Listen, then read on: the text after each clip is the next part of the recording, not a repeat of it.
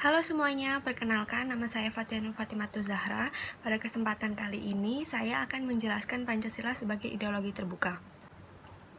Ideologi seperti organisme yang tumbuh dan berkembang, yang artinya ideologi dapat menyusut atau mati. Agar bangsa Indonesia tetap eksis di dunia, ideologi Pancasila harus bersifat dinamis, senantiasa berkembang menyesuaikan diri dengan perubahan dan kepentingan masyarakat, bangsa, dan negara. Karena itulah Pancasila merupakan ideologi terbuka.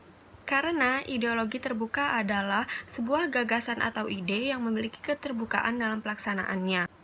Dan ideologi terbuka memiliki sifat dinamis dan dapat berinteraksi sesuai dengan perkembangan zaman. Adapun ciri ideologi terbuka adalah: yang pertama, mencerminkan kekayaan budaya masyarakat. Yang kedua, berasal dari masyarakat. Yang ketiga, mempunyai kebebasan berbicara dan bertindak. Yang keempat, menjunjung pluralisme, yaitu kepercayaan kepada perbedaan. Dan yang kelima, hasil musyawarah mufakat. Pancasila dikatakan sebagai ideologi terbuka karena telah memenuhi syarat-syarat sebagai ideologi terbuka, antara lain: yang pertama, nilai dasar. Nilai dasar adalah nilai yang bersifat tetap sepanjang masa, seperti asas, cita-cita, dan tujuan, seperti terdapat dalam pembukaan UUD 1945. Yang kedua, nilai instrumental. Nilai instrumental adalah nilai yang penerapan dan pengembangannya dapat berubah sesuai dengan tuntutan zaman, antara lain berupa arahan, kebijakan, strategi sasaran, dan pelaksanaan.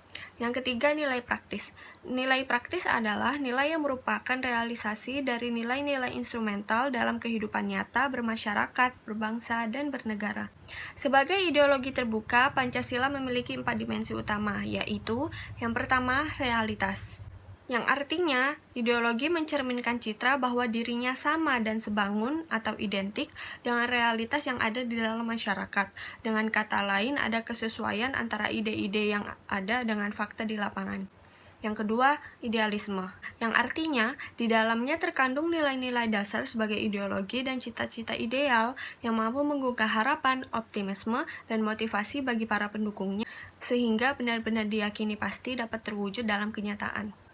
Yang ketiga, normatif, yaitu kadar atau kualitas idealisme yang terkandung dalam Pancasila kemudian diajarkan dalam bentuk norma yang merupakan bagian dari norma kenegaraan. Yang keempat, fleksibilitas, yang artinya ideologi dapat mempengaruhi sekaligus menyesuaikan diri dengan pertumbuhan dan perkembangan masyarakat tanpa mengubah jati diri yang sesungguhnya. Pancasila sebagai ideologi merupakan ideologi terbuka, dalam artian nilai-nilai Pancasila itu tidak dapat dipaksakan dari luar, melainkan digali dan diambil dari kekayaan rohani, moral, dan budaya bangsa Indonesia. Hal ini menyebabkan Pancasila mampu menyatukan bangsa Indonesia yang terdiri atas berbagai suku, adat, dan kebudayaan, serta agama. Sebagai ideologi terbuka, Pancasila juga berarti bisa menerima pendapat-pendapat masyarakat dan memberi kesempatan kepada setiap orang untuk memahami serta berpartisipasi dalam pembangunan sebagai pengalaman Pancasila. Usia Pancasila sebagai sebuah ideologi masih tergolong muda jika dibandingkan dengan ideologi-ideologi yang lain seperti liberalisme dan komunisme. Namun, Pancasila sebagai sebuah ideologi terbukti mampu bertahan di tengah persaingan ideologi-ideologi besar dunia. Di dalam keterpurukan bangsa dan krisis multidimensional yang berkepanjangan, keunggulan dan keampuhan Pancasila membuat ideologi ini tetap eksis. Keunggulan atau kelebihan itu adalah: yang pertama, pada dasar ajaran Pancasila yang tidak hanya menekankan sifat kodrat manusia, yaitu sebagai makhluk individu, tetapi juga sebagai makhluk sosial. Kedua sifat kodrat ini disatukan secara sinergis. Pancasila tidak berada pada ekstrem kiri yang beranggapan manusia sebagai makhluk sosial yang merupakan dasar dari komunisme atau sosialisme, atau berada pada ekstrem kanan yang mengajarkan manusia sebagai individu yang merupakan dasar dari liberalisme.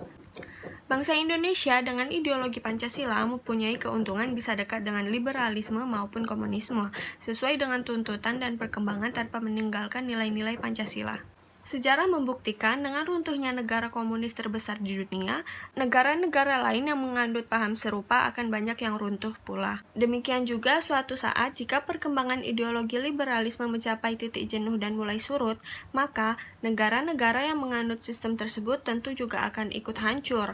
Posisi Pancasila yang berada di tengah-tengah antara dua ekstrem tersebut merupakan posisi aman. Keunggulan yang kedua adalah Pancasila bukan merupakan ajaran atau doktrin yang diciptakan dari atas teori, ke bawah, yaitu praktek. Tetapi disusun oleh para pendiri negara dari tata nilai yang ada di tengah masyarakat Indonesia yang sangat beragam, baik suku, agama, ras, dan golongan. Sehingga Pancasila merupakan wadah bagi keberagaman Indonesia, atau dapat dikatakan juga Pancasila merupakan pemersatu kebinekaan bangsa. Sebagai wadah pemersatu bangsa dalam sejarah telah menunjukkan bukti keampuhannya, yaitu dengan adanya pemberontakan-pemberontakan yang ingin menggantikan Pancasila dengan ideologi lain selalu mengalami kegagalan karena tidak didukung oleh komponen bangsa lain yang menyadari bahwa Pancasila merupakan wadah yang paling tepat untuk dapat hidup bersama dengan segala perbedaan. Ideologi Pancasila adalah ideologi pemersatu bangsa, dan Pancasila adalah ideologi terbuka yang mau mengantisipasi perubahan